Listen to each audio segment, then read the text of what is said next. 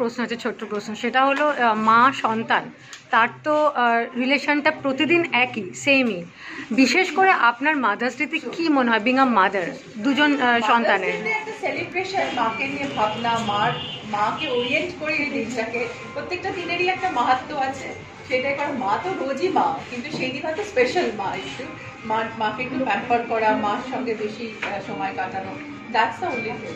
আমার মনে হয় যে সেইটা প্রত্যেক মার সাথেই করা উচিত। আমার কাছে অভিজ্ঞতা দারুণ, কারণ মাতৃত্বের গল্প আমার সবসময় খুব ইন্সপায়ারিং লাগে।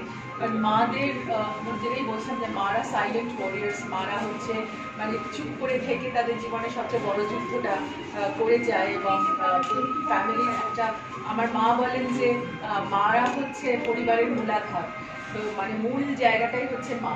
তো সেই মায়ের জায়গা থেকে দাঁড়িয়ে এই ছবিটা একটা ভীষণ ইন্সপিরেশনাল ফিল্ম, একটা মাদার আর সানের মানে বন্ধনের গল্প, অবশ্যই দাবার গল্প, কিন্তু একটা দারুণ মা ছেলের বন্ধনের গল্প বলবে এই ছবি।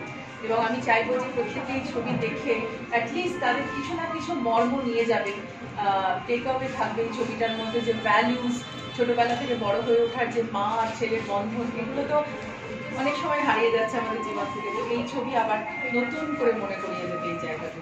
মারা এমনি তাদের সন্তানের জন্য যেভাবে নিজেদেরকে মানে মানে নিজেদেরকে মানে একেবারে কি বলবো বিলিয়ে দেয় এবং তাদের সঙ্গে জীবনকে মিশিয়ে দেয়, তো সেটাই হচ্ছে মা হচ্ছে